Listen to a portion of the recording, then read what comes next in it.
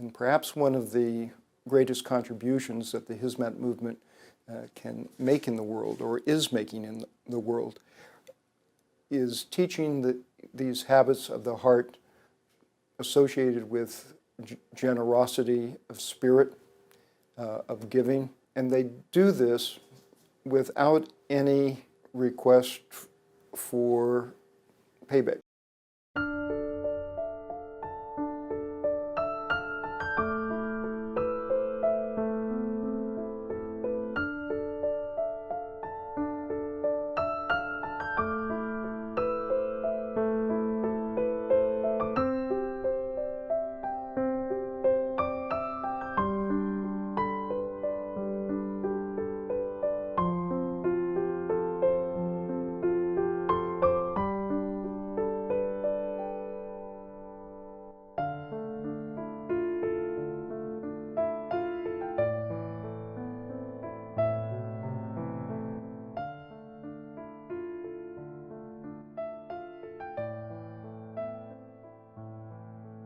My name is Robert Spitzer.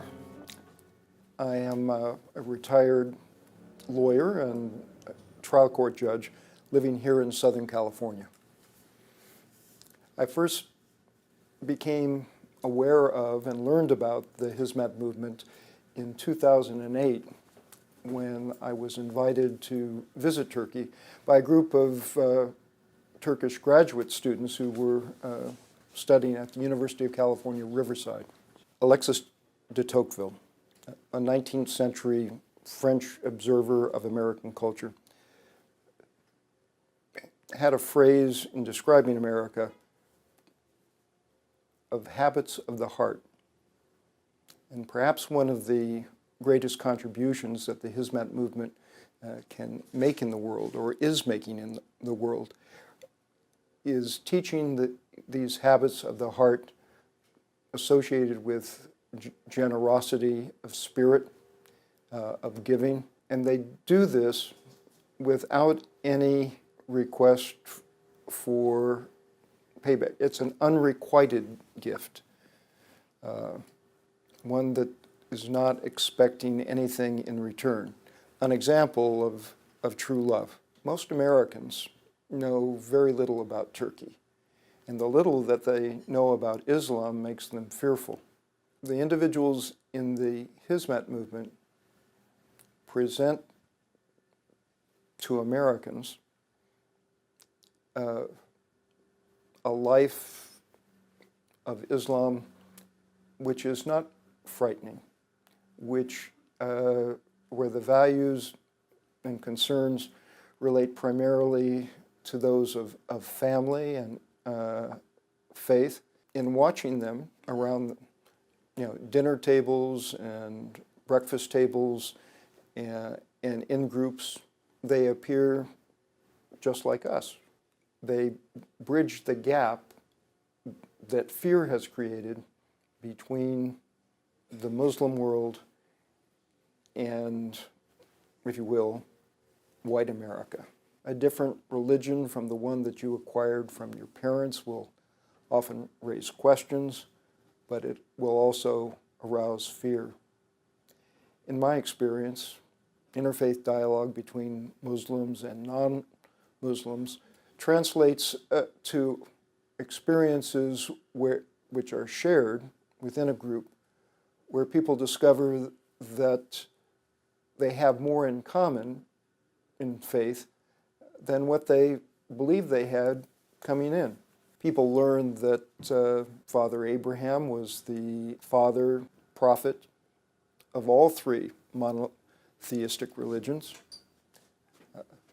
They learned that Jesus and the Virgin Mary are discussed in the Quran. People learned that the prophet conversed with Jesus and Moses during the night journey to Jerusalem.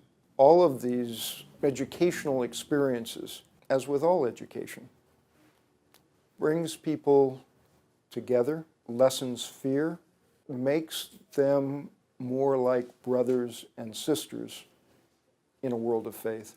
It has also been my experience with regard to interfaith dialogue that this exposes individuals to opportunities to share their cultural heritage, the opportunity to share food, music, art, dance in a family context, again, brings people together. In my experience, the Hizmet movement has been very involved with interfaith dialogue as a dynamic in bringing people together. When I was in Turkey, the movement guides took me to churches, mosques, as well as synagogues, and were open to discuss the various differences and similarities between the faiths.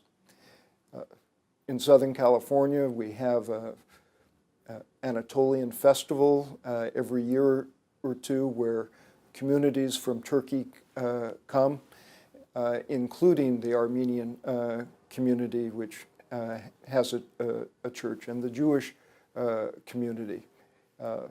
And there are opportunities to discuss religion with people of other faiths.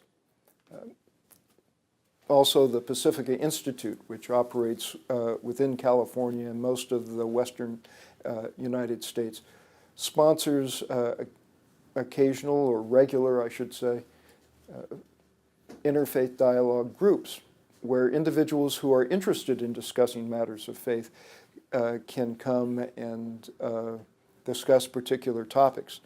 Again, a lot of their interfaith work deals primarily with talking about customs and traditions and holidays which are the surface of faith and have the effect of communicating how similar we all are, as opposed to how different the various religions may want to characterize us. We talk about playing politics, and historically speaking, the current conflict between the ruling party and the Hizmet movement and Mr. Gulen appears like the kind of partisan politics that exists in this country from time to time, and I would suggest has always existed between power of government or the political power in any given state and those individuals who would criticize the way that government treats its people or operates. It has, with regard to the Hizmet movement, religious cast to it, but otherwise it's no different than the same kind of criticism that is often imposed on individuals or groups by their political opponents or people who see themselves as political opponents within their country. Democracy in America is 225 years old, and we are still struggling with issues of economic equality, civil rights.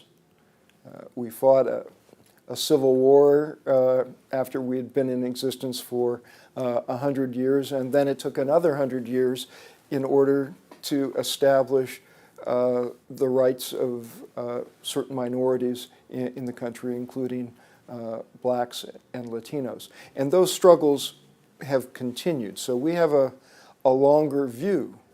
Turkey and, or should I say, democracy in Turkey and the Hizmet movement are only a couple generations old. 225 years is about 10 generations. So I would want to give more time to see how all of these conflicts, which are natural when people are living together, how they are going to work themselves out, how the people in Turkey will learn to live with each other and with people who have different ideas than they have. I think it takes about 5 generations, and now you're only 2 generations old. So I think it will be my children and my grandchildren who will see where Turkey is and where it will lead. And in many ways, because they occupy a particular place in the world geographically, Turkey is in a position to act as an example and model for all of its neighbors, better than the United States, which is pretty far away.